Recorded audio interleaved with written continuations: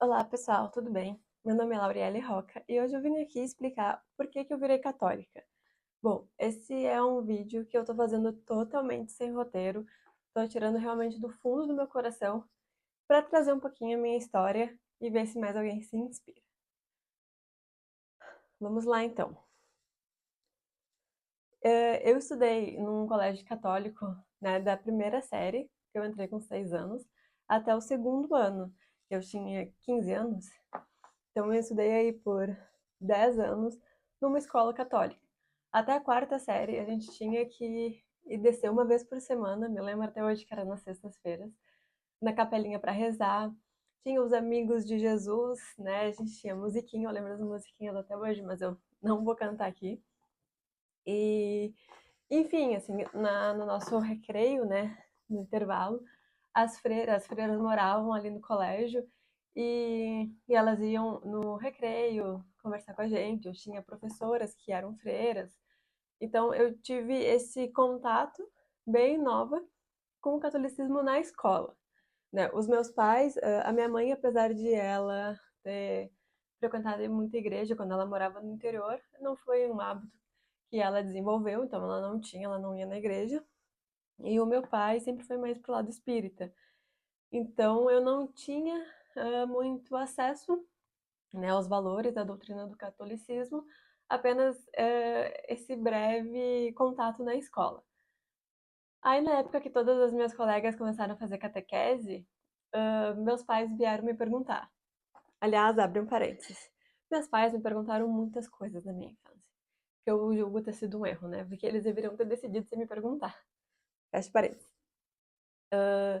Eles vieram me perguntar se eu queria fazer catequese.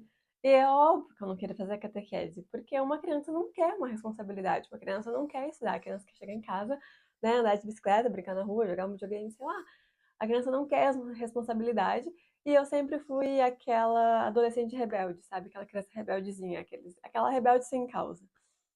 Eu sempre fui assim, então é óbvio que eu não quis fazer catequese, e passou, né? Então eu vi algumas colegas minhas fazendo catequese, outras menos ainda fazendo crisma, e eu não fiz. Tudo bem. O tempo foi passando, meu pai sempre com o lado do espiritismo, mas como eu já falei, que eu era uma rebelde sem causa, nem o espiritismo eu me interessava porque meu pai gostava, então se meu pai gostava eu não ia gostar. Era basicamente assim.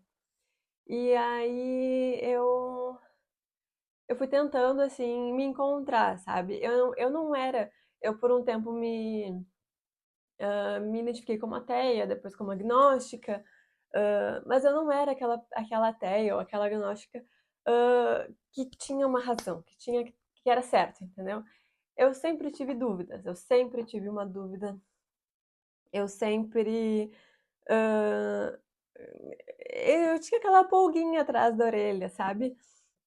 Que fazia eu querer buscar algo a mais, eu saber, eu sentia que existia algo a mais, apesar de eu não identificar.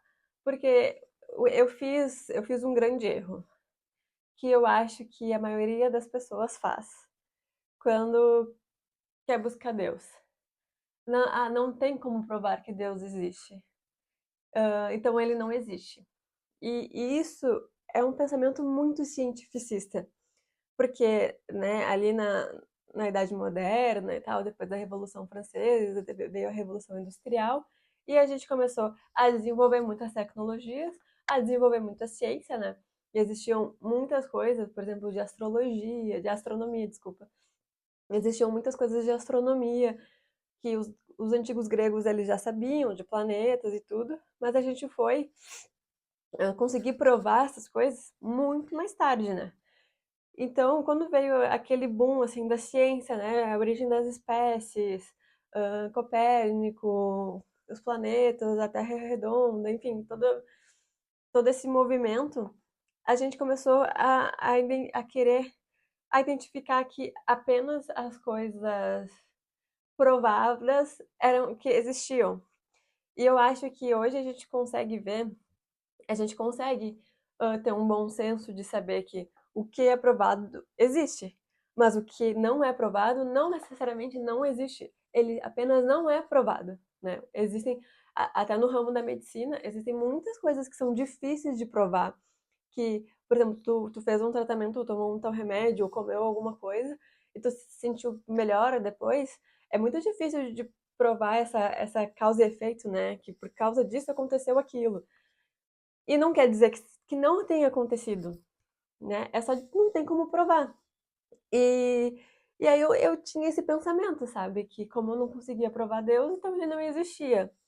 Hoje eu entendo que, que Deus não é para ser provado. Ele não é ciência, sabe? Ele é Deus, ele é muito maior.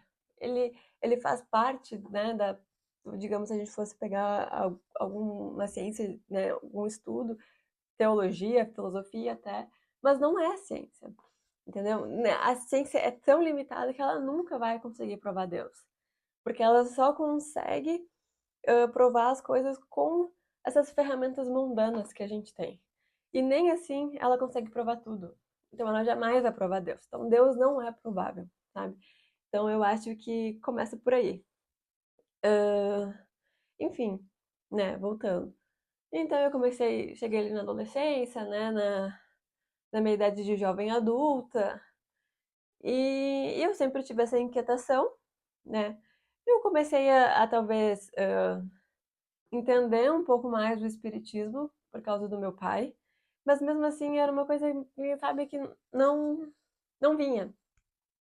Mas eu também, como eu tinha estudado em um colégio católico e eu já tinha vivido aquilo, e claro, né, eu no início da minha juventude, eu fui muito influenciada pelo progressismo, sabe? Pelos professores de história que falavam mal da igreja, que falavam mal da Idade Média. Eu não tinha as informações corretas, então eu cresci com aquele ódio da igreja que já tinha se juntado com a minha vivência do colégio, né? Eu lembro que uma vez a gente desceu na capela lá do colégio e aí sempre tinha aquela luz vermelha que indicava a presença de Jesus. E aí um dia eu vi que era ligado na tomada. E aí eu me senti muito enganada, sabe? Mas eu era uma criança, pensa, a gente descia até a capela até a quarta série. Então eu tinha o quê? Menos de 10 anos quando isso aconteceu. E eu me senti muito enganada, porque eu também não tinha ninguém para me explicar que aquilo ali era uma simbologia, que era um símbolo apenas da presença dele, né? E aí, então, eu cresci com esse ódio da igreja. Então, eu pensava assim, eu vou buscar todas as religiões menos o catolicismo, porque eu rejeito isso. Então, eu fui, assim, eu comecei a ir mais para o espiritismo, apesar de tudo, sabe? Nunca me pegou, eu não conseguia sentir de verdade. Mas, tá, assim, quando surgia as conversas em rodas de amigos, qual é a tua religião, não sei o quê, falava espírita, sabe, porque tinha que falar alguma coisa, mas também não era algo que eu era, sabe? Ou que eu sabia muito sobre. Beleza. Ah, aí depois teve uma época que eu flertei bastante com o budismo, porque me interessei muito pela teoria do budismo de estar presente, de estar no momento presente, né? Da meditação, de entender que o passado passou e o futuro a gente não tem como prever, e que a gente tem que estar focado no presente, respiração. Então, toda essa parte do budismo começou a me chamar muito a atenção. E aí eu comecei a ler livros sobre isso e estudar sobre budismo. E realmente fiquei assim, muito, muito interessada. Em 2019, eu fechei um retiro num templo budista aqui no Rio Grande do Sul para 2020. Em 2020 veio a pandemia, né? Acabei não indo para esse templo, para esse retiro. Aí em 2020 eu estava morando em Florianópolis e aí eu morava num bairro perto de um lugar, não era um templo, mas era uma sala assim. Eu não sei se eles tinham yoga, o que que era, eu sei que eles tinham encontros para falar sobre budismo. E um dia eu cheguei aí de bicicleta até o encontro, até essa sala, né? Cheguei lá, botei minha bicicleta de lado e eu ia bater. Aí eu passei pela janela e vi o pessoal sentado no chão, conversando. eu ia bater pra me incluir nesse grupo e eu cheguei até a porta e eu não bati. Não sei por quê. Peguei minha bicicleta e fui pra casa. Aí tá, abandonei isso de novo. E aí vivi um tempo abandonada, assim, sabe? Não sei o que que eu sou, não sei o que que é, não sei qual é a verdade. E então, em 2023, né, ano passado, eu bom, já faz alguns anos, mais anos, que eu acompanho, assim, alguns influencers que são católicos e tal, e aí eles falavam, né, de ir na igreja, de ir na missa, de se converter, e falavam de Deus, e falavam da igreja. Eu meio que, às vezes, passava esses stories, porque eu não queria ver, ou às vezes eu ficava vendo, mas eu achava, às vezes, meio too much, sabe? Enfim. Aí, ano passado, eu entrei para a faculdade de filosofia.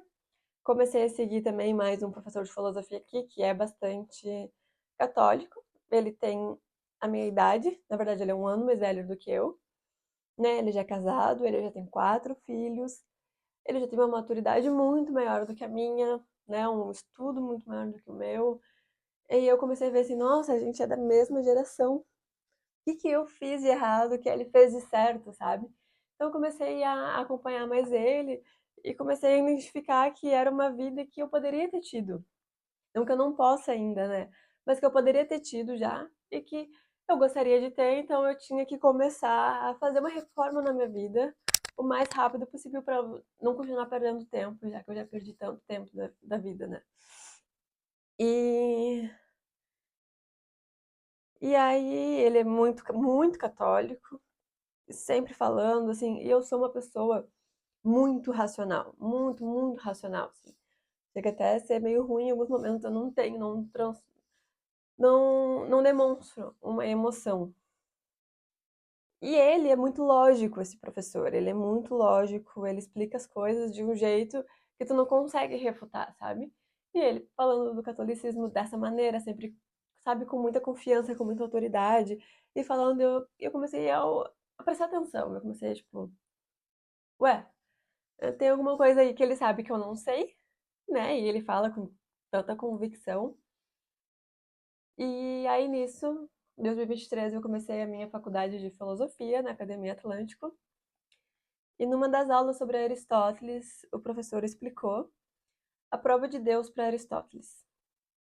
E quando eu ouvi a prova de Deus para Aristóteles, é Aristóteles falando, né? Não tem como tu refutar. Não tinha o que dizer. Simplesmente não tinha o que dizer. Quando eu li aquilo, eu fiquei sem palavras. Eu não consegui rebater, sabe? Eu disse, então tá, isso aí, Deus existe. Pronto, Deus existe. Não tem discussão. E também numa disciplina de lógica na faculdade, a gente também fez argumentos sobre a prova de Deus e também, logicamente, Deus existe. Então, era isso que eu precisava. Eu precisava de uma forma lógica de entender que Deus existe. E é isso aí, Deus existe, sabe? Ponto final, não tem o que fazer. E E aí eu comecei a buscar mais sobre isso, comecei a acompanhar alguns perfis que falavam, né, da Igreja Católica, do catolicismo, de Deus, da religião. E aí fui entendendo mais sobre Jesus, né? Eu nunca tinha lido nada da Bíblia, tirando em alguns trabalhinhos do colégio, mas comecei a ir atrás de estudar, de entender, de aprofundar, né? Porque eu acredito que Deus chega para cada pessoa de uma maneira. Porque o jeito que eu vou me conectar com Deus é diferente do jeito que tu vai se conectar com Deus. Eu precisava disso, eu precisava que Deus chegasse a mim de uma forma lógica por meio do estudo. E foi assim que ele chegou.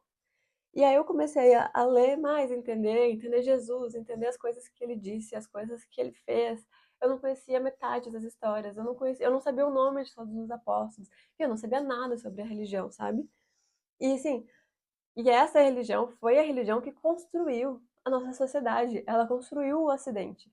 O Ocidente, sem a Igreja Católica, seria completamente diferente. Então a gente vê como é que é o Oriente. Então, assim, por mais que eu não fosse me, me converter para o catolicismo, a base da cultura da sociedade que eu vivo é católica. É o mínimo que eu deveria conhecer são as histórias, né? A gente vê referências em filmes, a gente vê referências em músicas, e muitas vezes a gente não reconhece porque a gente simplesmente não sabe quais são as histórias. E aí eu entendi que Jesus criou a Igreja Católica e que o catolicismo é a única religião certa. Porque eu lembro que uma vez uma das influências, quando eu ainda não era assim, ela falou assim nos stories: o catolicismo, a Igreja Católica é a única certa. E eu fiquei tipo, nossa, que horror, sabe? Tem que respeitar todas as religiões, não é assim.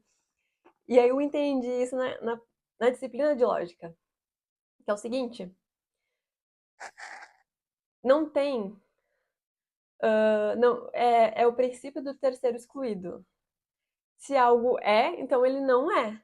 Então, por exemplo, se Deus existe, ele não existe. E também não existem vários deuses, porque só existe um. A mesma coisa, se existem vários deuses, então não existe um Deus. E se Deus não existe, então não existe nenhum e nem vários. Não tem como um Deus existir para o católico, não tem como Deus não existir para o ateu, e não tem como vários deuses existirem, por exemplo, para o budismo, para o hinduísmo. Entende? Porque isso é princípio lógico. Não tem como uma coisa ser ela, e não tem como várias coisas serem coisas diferentes ao mesmo tempo sobre aquele aspecto, entende? Então, assim, a gente respeita, claro, com certeza, a opinião das outras pessoas, porque cada um tem o direito de ir atrás, né? Se tem interesse sobre esse assunto, de ir atrás, de entender mais e de acreditar ou não acreditar. Não é sobre isso, mas eu respeito sabendo que aquela pessoa está errada, né? Eu lembro que eu tenho um grupo de amigos que eu sou católica, uma é ateia, uma é espírita e um não sabe o que que é. E aí eu falei isso no grupo e ele falou tipo, nossa, me xingou, porque eu tinha que respeitar todo mundo assim, mas eu tô respeitando. Eu respeito cada um da opinião de vocês. Mas eu acho que vocês estão errados. Mas eu respeito o erro de vocês. Mas eu acho que estou errado. Ele, a partir daqui, o meu microfone acabou a bateria e eu não vi.